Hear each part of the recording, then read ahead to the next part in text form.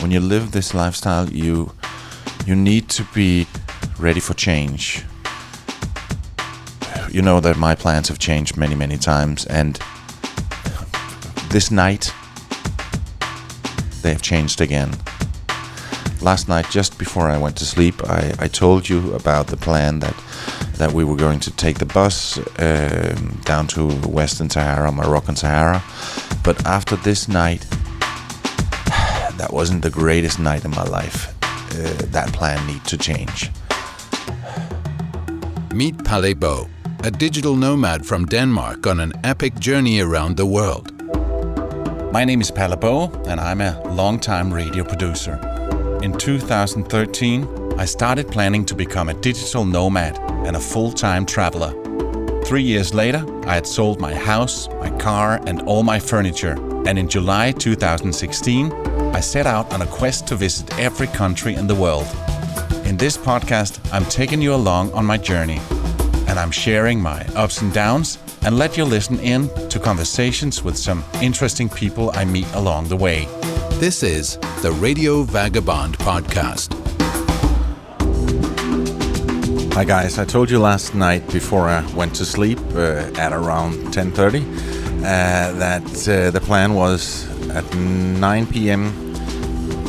today, Sunday night, we would get on a bus and travel the long way down to Dakhla, having an all-nighter in a bus. But then I had another one of those nights. It was very, very similar to the night before. I woke up at exactly 1 o'clock, at exactly 3 o'clock, and at exactly 5 o'clock. And then at 7:30. Feeling bad, either feeling cold or feeling extremely hot. Needing some kind of fever-reducing medicine or painkillers, or just needed something. And because I drink a lot of water, I had to pee. So I thought, how would this go about if I was in a bus and on the way down through Sahara? Would I be able to make the bus driver stop every second hour? This is not ideal. So I remember at my 5 o'clock stop, I said I'm not in a position. I'm not able to do that right now. This is not right. So right now I'm at the restaurant below the hotel. Just having brought a wonderful breakfast, and Edward is joining me in just a few minutes. So I have to break the news to him. This episode is brought to you in part by this website called hotels25.com. And this is a cool website. It helps you find the cheapest hotel rooms around the world. Hotels25.com. You should try it out. It actually works. So now Edward is here at the coffee shop, and good morning. Morning. Isn't this breakfast nice? This is a very nice breakfast pattern. Yeah. Very different from what we usually get. Yeah. And normally we just get some bread and we get some butter and some jam, but today we got some bread and some butter and some jam. And it's only 26 dirhams per person. Ah, good. At least that's what the sign at the hotel reception said. So I expect this counts. Now, Edward, I had one of those horrible nights where I woke up constantly, so I need to tell you that I won't be able to get on a bus. So you're telling me you don't want to sit on a 17-hour bus drive while you have to pee every other hour, having cold shakes and feeling like you don't want to sit on a bumpy ride? Pretty much. I don't understand. That would be a fun adventure pattern. I found the solution. So yeah, I know we talked about the spiritual thing and all this, and I kind of believe that there's karma in a bit of direction there. So this morning I was on Facebook and someone posted a post about Google Flights, and I was like, oh, that's a new app. I haven't seen that before. I want to try it out and see what it is. And I looked up and I saw that there was a flight from Agadir, which is just nearby, direct flight to Dakhla, which is where we're going, 2-hour flight on Monday for 500 kroner. So 500 kroner, that's 70, 80 euros and $70, $80. Which is perfect. That is just perfect. I mean, the price difference is then 50 euros more, but we're saving 15 hours of bumpy bus rides. Right now I would pay a lot for a direct flight. Yeah. So we got a solution anyways. And this is not today, this is not tomorrow, this is not even the day after tomorrow. The thing is, I thought it was Sunday today, but in fact it's Saturday. Saturday, yeah. We had a good discussion about that. We were looking at each other like, no, Sunday, it's Saturday. I'm like, it's pretty sure Saturday, apparently. Yesterday was the Friday prayer. Yeah, I completely, but it's the fever. It's a fever. And it's Saturday today, and this flight is Monday. What time Monday?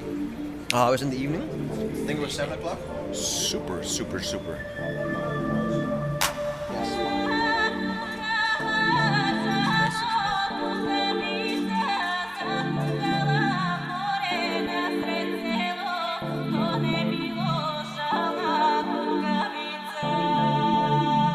From Tisnit, we got down to Dakhla, in the middle of Western Sahara. It's a devilish drive of exactly 666 miles. A long drive, so I'm glad that Edward found a cheap flight to get us down here. Dakhla is a city in Western Sahara, a disputed territory currently administered by Morocco. Dakhla has a population of a little more than 100,000, and it's built on a narrow peninsula on the Atlantic coast.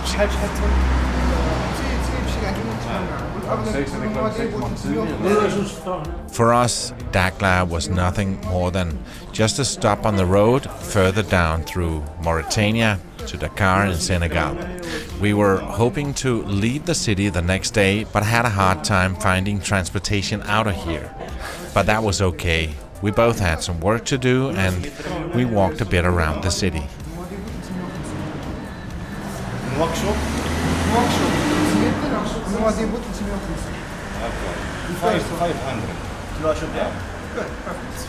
What you're hearing here is us arranging transportation down to Nouakchott, the capital of Mauritania.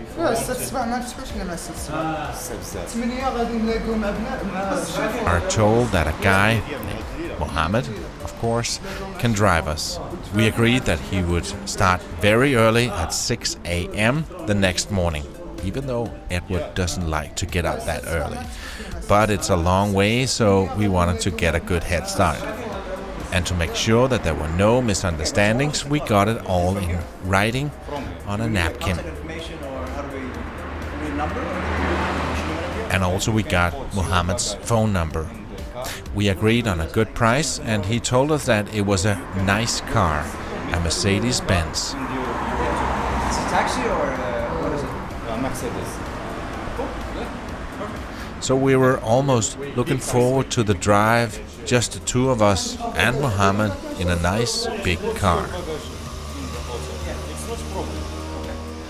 Well, when we come back, you can hear that not much of that turned out to happen.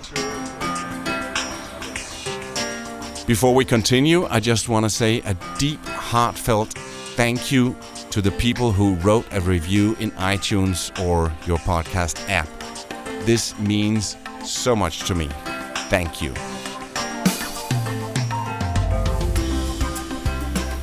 It's 6:15 in the morning in Dakhla in the Western Sahara.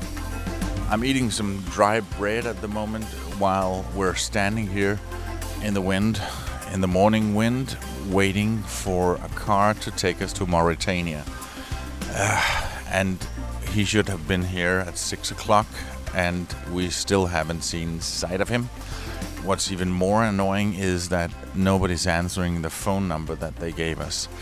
So here we are, got up really, really early, which is not something neither of us are big fans of. So here we are, getting more and more annoyed of the car that doesn't show up. The last 48 hours, well, we left Tisnit and flew down here to Dakhla, and this is a small, quiet holiday town. And still calling? Yeah. Right. I'm not happy. This is really not good. Edward, he's the kind of guy that is really not a fan of getting up early in the morning, so I'm trying to stay 10 feet away from him at the moment.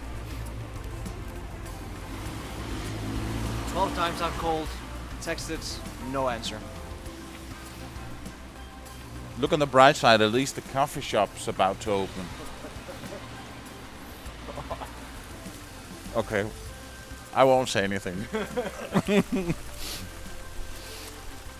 No, we're hoping to get to Mauritania today. We were looking for cars, and the hotel guy said, "Well, I know of someone who can do it. If you want your own car, it's 45,000, which is beyond ridiculous." He meant 4,500. That is still way too expensive. And then he said, "There's another option, and that is that you get into a shared taxi with maybe 4, 5, 6 other people, and share that taxi, and that will be 1,000 dirham per person." We still thought that was too expensive, so we managed to find our own private car at only 500 per person. And this is the car that we're waiting for. We made the deal yesterday at this very coffee shop and said we should meet here at 6 o'clock in the morning, and he would drive us there, and it would be 500 dirhams per person. And we got a phone number, and now it's 6:25, almost 6:30, and still no sight of him. Yeah.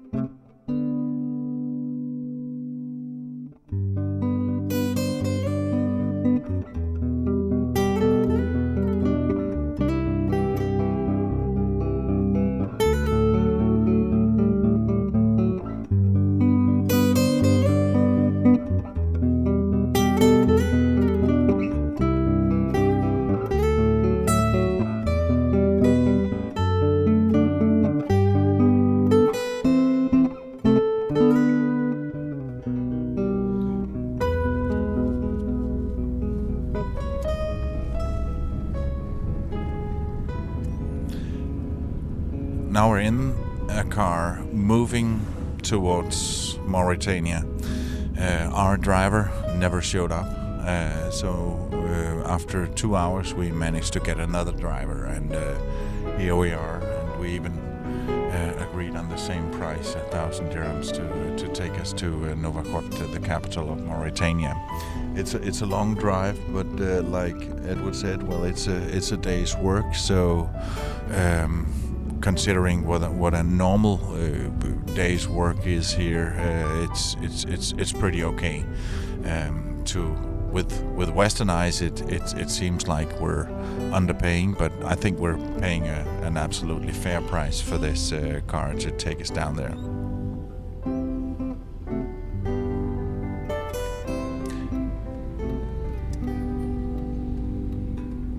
It's 8 o'clock, and maybe, just maybe, we'll be there before 6 or 7 o'clock tonight. We'll see.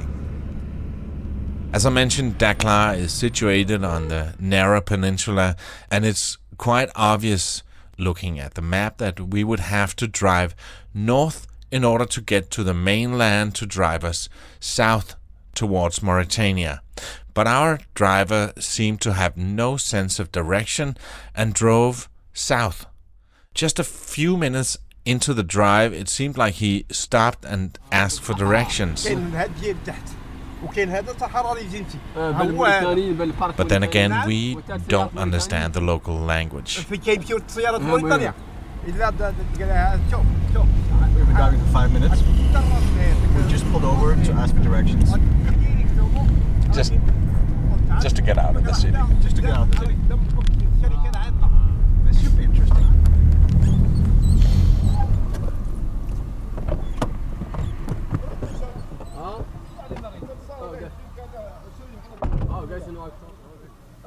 Bonjour. Bonjour.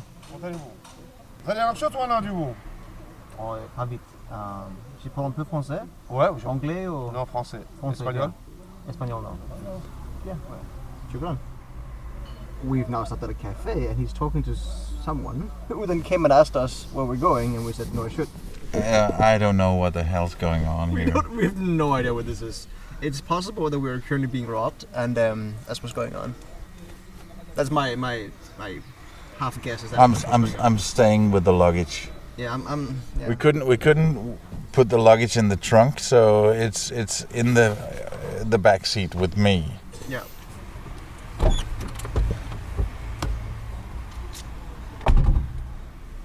So the driver asked for the money as soon as we got in, and I thought, oh, fair enough, we can do that. I was a little bit concerned though. I was like, you know what, whatever, let's just get going. And then we're now stuck here and wondering, are we gonna get that money back? But don't worry, because I'm in the car, and I'm staying in this housing car until we either get there or I get my money back. This is my new home. You're handcuffed to the car. I'm handcuffed to the car. This is my new home. Okay? Staying. How are you, Pelle? I'm wondering what the hell's going on. You've been a nomad for 16 months now. Is this a first for you? This is the first, yes, yeah. Yes, maybe he was in total control, because he was not, as we thought, the guy that was going to drive us there. Shortly after a small detour to the southern part of the peninsula, we stopped.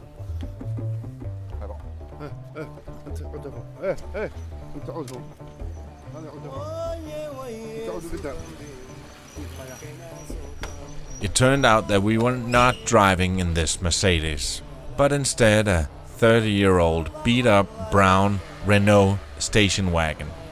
And we were told that we would drive just a few minutes later, so there was time for yet another cup of coffee in the nearby cafe. It's been quite confusing. We were picked up 2 hours too late in a Mercedes, but not the Mohammed Mercedes, and thought, okay, now we're going to Mauritania. Our driver, he asked for the money, we paid him, and then he just needed to find his way out of Dakhla, and he had to stop by the side of the road and said, "What's the way to Mauritania?" That worried us a little bit, not to be able to even get out of Dakhla. It was after 5 hours, and then we went straight south, even though that we knew that we needed to get north in order to get off this peninsula. But then we stopped at this cafe and took our bags out of the car, and now it's being filled into another car, a station wagon. Meanwhile, through the windows we could watch our bags going on the roof of the old car, then back down. Then some water and oil tanks were taking out of the trunk, then bags back on the roof, then the tanks out again. Tying suitcases to the roof, and I have no idea how many people they plan to fit into this car. I have a feeling that it's a lot. Prepare to get comfortable with some locals. 10-12 hour drive. Yeah. And you already called shotgun? I already called shotgun, and I'm gonna fight to the death for it. I'm the old guy, you're the young... I will fight to the death. That's so annoying. Edwin and I were discussing how many people they were going to cram into the car when a family and an old lady shows up. So with the driver, that would be 7 people. Would that mean 5 people in the back seat?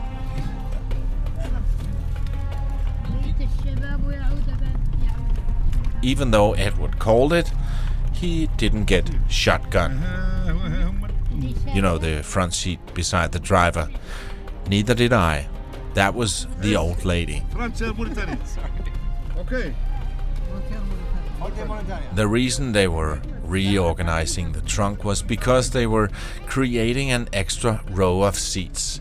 So we didn't end up being 5 people on the back seats, and the trip wasn't actually as bad as we expected. Give me passport. You don't have passport. When we got to the border of Mauritania, the old lady, sitting shotgun, remembered that, oh my god, I don't have a visa. So we would have to wait for her to get one. You want us to come with you?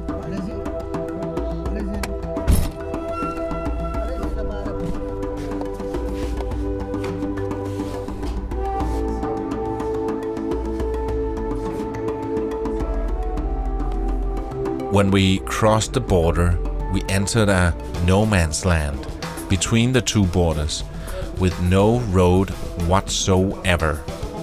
It was not even a sense of somebody actually drove there before. All we saw was a lot of sand, some old tires and a few burned out cars, and our driver was slowly driving through the area with the old woman talking non-stop.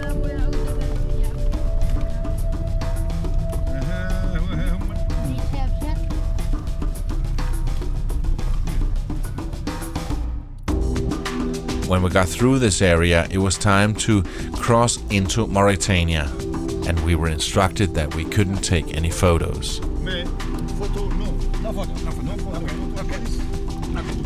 In the next episode, we continue our trip further down all the way to Dakar in Senegal. Remember that you can see pictures on the radiovagabond.com, and remember that this episode is supported in part by hotels25.com. When you book a hotel room, you save both time and money. And I get a tiny commission every time you book a hotel room. So it's good for you and it's good for me. My name is Palle Bo, and I gotta keep moving. See ya.